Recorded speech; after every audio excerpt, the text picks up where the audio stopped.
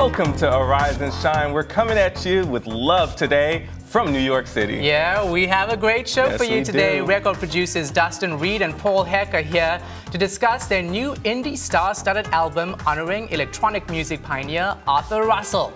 Plus, anti-bullying activist and actress Farrah Krennic, whom you may have seen on Netflix blockbuster hit series Orange is the New Black, is here. Yes, we're giving you a peek at Arise's Emmy Award. Yes, I said Emmy Award-winning documentary on the Harlem Globetrotters' battle against racism. So proud of that one. Plus, all you wannabe bikini wearers out there, don't give up. It's not too late to get fit for summer.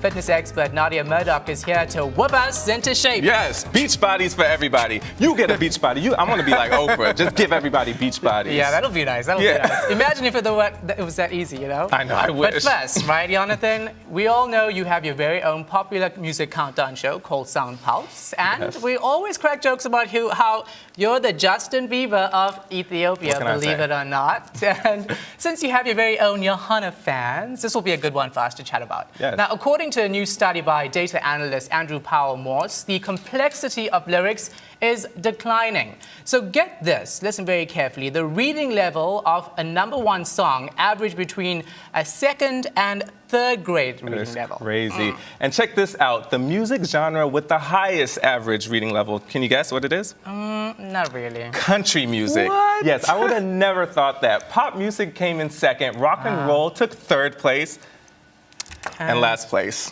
Well, hip hop and R&B. You know, no, first of all, I don't even think that hip hop and R&B should be one genre. Like hip hop is a whole different. It's in a whole different world. Well, you know, R&B is in a whole different one too. Maybe you're right because, you know, hip hop has a whole lot of vulgar words in it. That really doesn't count as anything smart. So here's something else I found interesting. When they analyze individual artists, Eminem's music is a grade higher than, wait for it, Beyonce? Oh, gosh. I'm not sure how that's happened. I don't know. Yeah, and when it comes to superstars like Mariah Carey and Adele, both women rank a full grade higher than Lady Gaga and Kesha. Okay, that I can see. Yeah. That I could totally see. Kesha, doesn't seem very smart to me anyway. But you know, I was a little nerd because when I actually read this article, I used the same research study, I don't know what he did, but there was a website that you had to click on to post the lyrics to a song. So I wanted to find out, like, because I feel like a lot of people are going to think that these artists are dumb just because, you know, the reading level is dumb. But you have to have catchy hooks. You have to have easy words.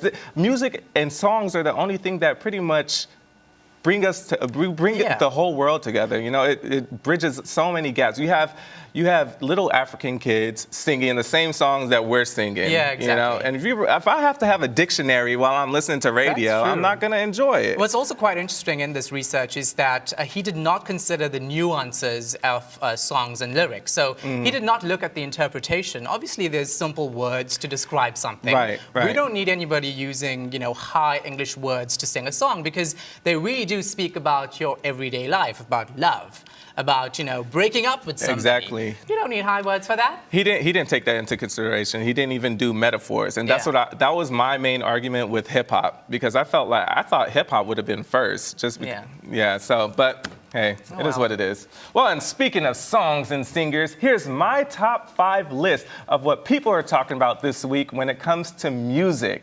All right, #1 on my list. What has she done for us lately? Not much, but that is about to change. I'm so excited. Mega star Janet Jackson announced on her website this week that this year she'll put out some new music and will do a world tour. Janet says it's going to be a new movement. And for your information, because I know you're like that queen beehive, whatever you call it, but Janet has sold over 140 million albums and has a record 18 consecutive top 10 hits.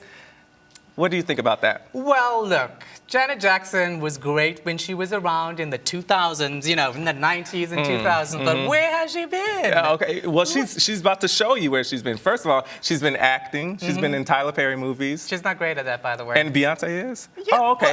So, like I said, she's married to a billionaire. That's no reason not to work. She's enjoying life, and she's gonna come back and slay all the kids. She's gonna slay all these R&B queens that you want to call. But have you seen her tours? Well, yeah, I have. I mean, she's a great performer. We must admit that she really is a great performer. And the fact that she's part of the Jackson family, adds to it. But I'm waiting to see if she's changing her music to the audience that is now, which is totally different to what she did in the 90s. Well, we'll see. Yeah. I don't know. I raked it, though. I think that Janet is going to slay. Okay, you love Janet. Move on.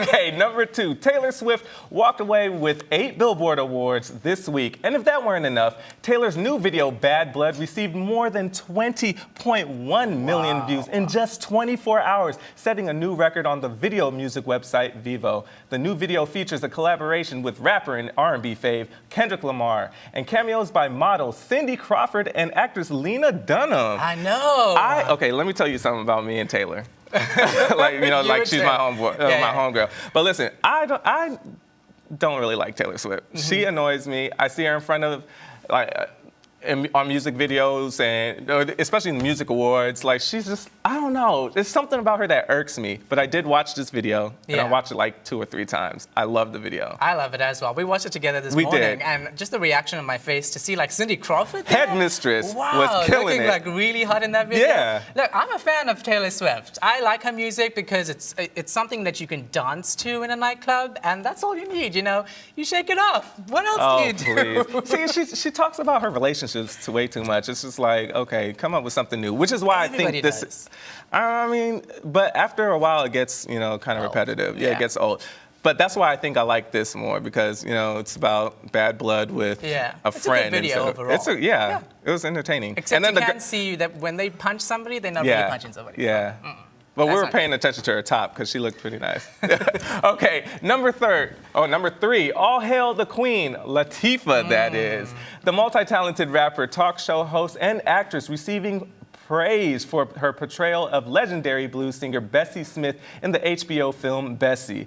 The movie follows the life of Bessie Smith, who grew up poor and later became one of the wealthiest African-American entertainers of her time. But more importantly, Bessie left behind some amazing music that Queen Latifah and the makers of this film hope will restore the singer to the world. Yeah, that's a nice one. That was amazing. The movie was amazing. She really internalized the story, and she was dedicated to the character. I'm glad that she's actually doing movies again because she was very focused on her talk show, which I'm not a big fan of. I wasn't either. Yeah, she's a great actress. So it's good that she's doing that. And then the traditional HBO nude scene. They had to have that in there. I don't know about that. I mean, that caught me a little off guard. Seeing Queen Latifah and her goodies. I don't know if I really wanted to see that, but her acting was great. Yeah, her acting was great. Okay, we're at number 4, and my main man, Jamie Foxx, is putting his movie career on hold for a quick second to focus on his music. Jamie's new CD is called Hollywood, A Story of a Dozen Roses. This is Jamie's 4th album, and he's enlisted some heavy hitters, including singer bad boy Chris Brown and everyone's favorite producer, Pharrell. Oh, that's going to make it a good album. Pharrell, that's actually one of my favorite producers, definitely. But I do hope that his songs on the album are going to be a little bit better than his rendition of the Star Spangled Banner at the Mayweather and Pacquiao fight. Because what do you think about that? That was horrendous. That was horrible. The organs. Couldn't get with the organs, the riffs. It's like, leave that to Whitney Houston. And I feel like it was his off game. I think he partied a little too hard the night before. He's real good friends with Mayweather, so I think they were just a little too turned up. He did. But he admitted to it. Oh, great. He did. He went, you had to. Did you hear it? Well, he thought he was doing a really great job if you saw him on that, the way he was hitting those notes with his head movements and the way he was digging deep for it. He was digging deep. That's why I say it was his off game, because he can sing. Yeah, he can sing. Yeah. I used to watch his show, the Jamie Foxx show, and I used to love when he sang. I felt like his songs are better on the show, though, than when he came out with. Maybe it's just better produced. Maybe that's what it is. Okay, and finally, number 5, up-and-coming Brooklyn rapper Bobby Shmurda has been sitting in jail for the last 6 months for a slew of alleged crimes. And his label, Epic Records, was planning to bail the troubled rapper out. But according to HipHopDX.com, since being in jail at Rikers Island in New York City, Bobby Shmurda has been left broke and without a manager? Well, if you're broke and you're committing crimes, allegedly, you shouldn't, rely on your record label to bail you out. Yeah. I feel like there are a lot more other rappers that have been arrested that I would have rather had seen out rather than Bobby Shmurda. I don't really see it for him Bobby like who? that. I don't know who. Bobby. I mean, but he's hot right now. He's hot right now. So he shouldn't be in the cell broke. Like, you had Gucci Mane, you had Shine, you had all these rappers that were dedicated to their craft, and they were recording songs through the jail phone. Yeah. So he shouldn't be sitting down doing nothing. He needs to look at Bad Boy or G-Unit or maybe Kanye. He got Big Sean right now. So. Yeah, look, I mean, if you get yourself in trouble, then you need to work it out. If he doesn't have money, he didn't know how to manage his money. That's okay. There you have it. And that is my top 5 things happening in music. That was fun. Right, yeah, great stuff. Yeah. Now, there are millions of electronic dance music devotees all over the world. I'm one of them. Are you? I am. Yeah. I am. But many are not plugged into Arthur Russell, a leading pioneer of the genre. Record producers Dustin Reed and Paul Heck are making sure that this trailblazing musician finally gets the recognition he deserves. They'll be with us when we return. Stay with us.